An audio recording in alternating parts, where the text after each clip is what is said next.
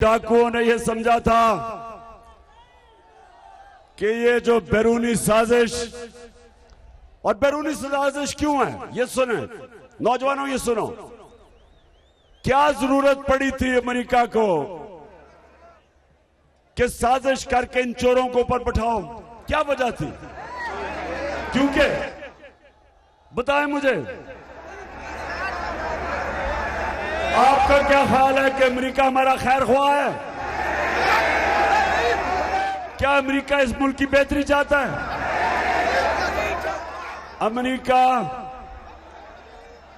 America चाहता है कि पाकिस्तान के ऊपर ऐसे हुक्मरान बैठे हों जो वो हुक्म करे ये उनके ताबेदार बने, हर चीज उनके घुटनों पे बैठ के माने। वो अगर हुक्म करे कि जनाब हमारी जंग में शिरकत करो, तो एक टेलीफोन कॉल के ऊपर उस वक्त का सरबरा घुटने टेक गया और अमेरिका की जंग में हमें लेके गया। तो जानते हो पाकिस्तान ने कितनी कुर्बानी दी उस जंग में? जानते हो? कौन जानता है आप में से? 80,000 पाकिस्तानी मारे गए, 80,000। और आज भी हमारे फौजी जवान कुर्बानियां दे रहे हैं बॉर्डर के ऊपर, बलूचिस्तान के बॉर्डर और अफगानिस्तान का जो बॉर्डर पख्तूनख्वा के साथ, आज भी कुर्बानी दे रहे हैं उस जंग की वजह से। जो एक धमकी मिली हमारे सरबराह को और उस जंग में शिरकत कर गया, और उसके बाद जब ये दोनों आए तो कौम ने समझा कि ये तो जमहूरी लीडर हैं, ये तो आके अपने लोगों की मफादात की हिफाजत करेंगे। वो तो मिलिट्री डिक्टेटर था। लेकिन जब ये दो आए तो अमेरिका ने, जानते हैं कितने ज्यादा ड्रोन अटैक किए पाकिस्तान पे? जानते हो?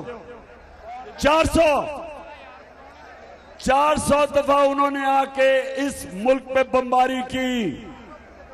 हमारे कबायली इलाके में कितने हजारों लोग मारे गए, औरतें बच्चे उसमें, मदद भी उनकी कर रहे हैं, बमबारी भी हमारे ऊपर।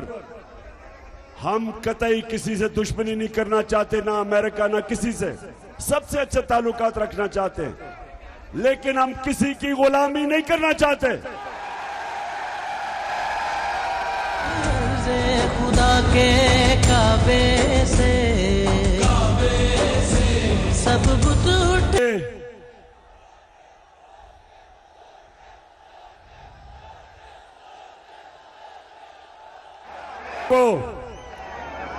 लोटों को बल्लों से फेंटा लगते देखेंगे।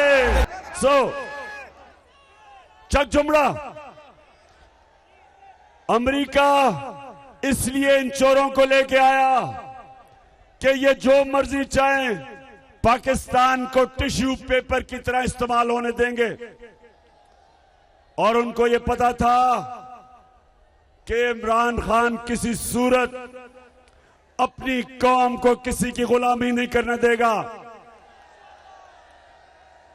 इसलिए उनको ऐसे आजाद लीडर नहीं पसंद, वो ये बूट पॉलिश करने वाले शहबाज शरीफ को पसंद करते हैं। शहबाज, अब जरा शहबाज शरीफ ये सुने जरा, ये जो एक मिनट तो हो, अब जरा सुने, जरा आराम से सुनना कि ये आपका प्राइम मिनिस्टर जब पैसे मांगने गया सऊदी अरेबिया, यूएई और तुर्की, जरा सुने ये। मैं सऊदी अरब से होके आया हूं, मैं यूएई के होके, अभी मैं तुर्की होके आया हूं, और मैंने उन भाइयों को कहा कि आप हमारे बड़े अजीम भाई हैं, हमेशा आपने हमारी मदद की। और मैंने यही कहा, जब मैं आया हूं तो आप समझेंगे शायद ये मांगने आया है। मैं मांगने नहीं आया, लेकिन मजबूरी है। जिस तरह माजी में 75 साल में आपने हमारा हाथ बटाया है, कुछ अर्सा आप हाथ बटा। मैंने कहा मैं वादा करता हूं कि इंशाअल्लाह हम पूरी कौम हम मिलकर दिन रात मेहनत करेंगे, पसीना गराएंगे, अपने पांव पे खड़े होंगे। जी शहबाज शरीफ, सुन लिया पाकिस्तानियों, क्या आप भिखारी हो? ये कौम गैरतमंद है, ये एक अल्लाह को मानने वाली कौम है। ला इलाहा इल्लल्लाह इंसान को गैरत देता है, खुददारी देता है। जो भी अल्लाह के सामने गवाही देता है कि मैं किसी के सामने नहीं झुकता सिवाय तेरे अल्लाह, वो कभी बेकारी नहीं बनता। वो अल्लाह से मांगता है, मेहनत करता है, कुर्बानियां देता है, लेकिन अपनी गैरत नहीं खोता। ये शहबाज शरीफ, मुझे ये जरा ये जवाब दो कि 32 साल से आप शरीफ और जरदारी खानदान इख्तियार में बैठा है, 32 साल से, तो 32 साल से आप हाथ फैला के बैठे हो, 32 साल से भीख मांग रहे हो। कौम गैरतमंद है, कौम गैरतमंद है। शर्म आपको नहीं आती भीख मांग के? कौम गैरतमंद है। अगर आप में गैरत होती, सुन लो, आप में गैरत होती तो जो आपके खानदान शरीफ खानदान ने और जरदारी खानदान ने 30 साल से इस मुल्क का पैसा चोरी करके बाहर लेके गए हो, वो पैसा वापस लेके आते, भीख ना मांगते, कौम को जलील ना करते, पैसा वापस लेके आते। तो नौजवानों बताओ, मुझे ये बताओ कि आपको एक ऐसा प्राइम मिनिस्टर चाहिए जो भिखारी हो? कहता मैं यूएई भी पैसे मांगने गया, मैं सऊदी अरेबिया भी पैसे मांगने गया, मैं तुर्की भी गया। आप मुझे ये बताएं कि क्या इज्जत रह जाती है पाकिस्तानियों की? पूछें बैरून मुल्क पाकिस्तानियों से, क्यों आज वो क्यों मेरे साथ खड़े हैं? क्यों उन्होंने इतने बड़े मुजाहरे किए जब मेरी हुकूमत को हटाया गया? क्योंकि वो तरसते हैं कि कोई उनके मुल्क में एक खुददार लीडर आए ताकि उनको शर्मिंदा ना कराए।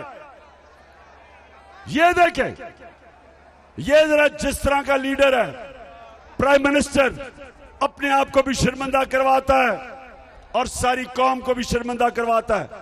इसलिए 17 तारीख को आपने निकलना है।